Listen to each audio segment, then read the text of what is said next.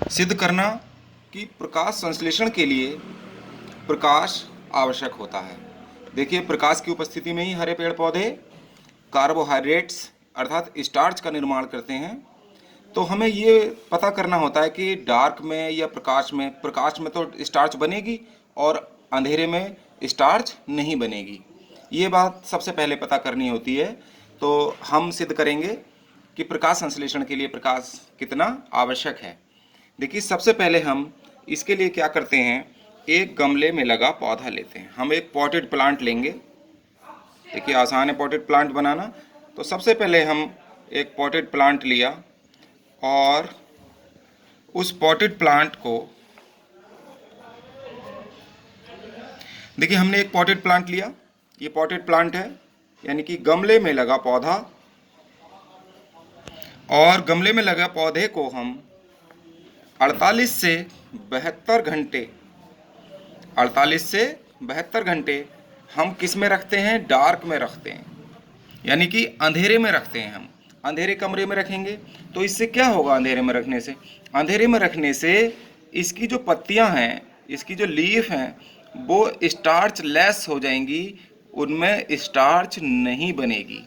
या स्टार्च होगी तो वो यूज हो चुकी होगी 48 से 72 घंटे के बीच। तो चूंकि प्रकाश में ही स्टार्च बनती है, तो सबसे पहला काम तो हमें इस गमले को 48 से 72 घंटे तक डार्क में रखना है, अंधेरे कमरे में रखना है। यही आपको लिखना भी है। स्टार्च लेस कर लेंगे इसकी पत्तियों को। अब इसकी पत्तियों को स्टार्च लेस कर लेंगे और फिर इसी की पत्ती पर गमले में ही लगे हुए पौधे पर हम एक ब्लैक पेपर लेंगे। जो ब्लैक मोटा कागज़ होता है, चार्ट पेपर जो आते हैं ब्लैक कलर के, उसका नाम कुछ भी हो मार्केट में, लेकिन चार्ट पेपर जैसा जो होता है वो मोटा पेपर, ये गमले में ही लगा हुआ पौधा रहेगा।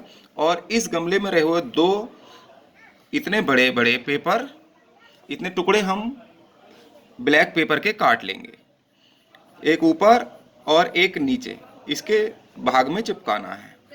हमें इसको क्लिप की सहायता से, ये जो इस तरह की जो क्लिप आते हैं मार्केट में, इस तरह से दोनों को क्लिप कर लेंगे। एक ऊपर से लगाएंगे ब्लैक वाले कागज़ को और दूसरे कागज़ को इसके ठीक नीचे लगाएंगे, ढक देंगे। ऐसा इसलिए करते हैं, अब इस पौधे को अब कहाँ लगाया है हमने, ये इसी पौधे की पत्ती में लगाया है, जो पॉटेड प्लांट है, जो हमने अंधेरे में रखा था। अभी इसमें इसको क्लिप भी कर लिया है। समझ में आ गया होगा आपके। तो हमने क्यों किया, क्योंकि अब ये स्टार्च लेस है, इसमें स्टार्च नहीं है। अब इस संपूर्ण गमले को इस गमले को जो स्टार्च लेस कर चुके हैं, जिसकी पत्तियों को, अब हम इसको धूप में रख देंगे। हम इसको धूप में रख देंगे, सनशाइन में। धूप में 8 से 10 घंटे के लिए रखते हैं।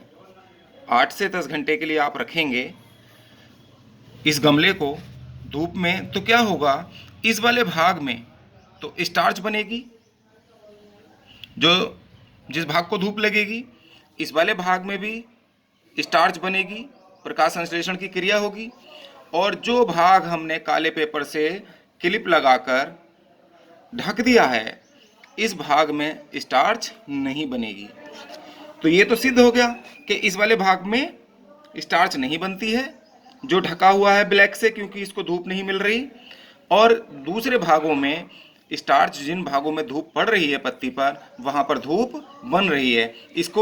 अब इसको कैसे परीक्षण करेंगे, इसका परीक्षण करने के लिए हम इस पत्ती को, इसके पेपर हटाकर इस पत्ती को हम पानी में बॉयल करेंगे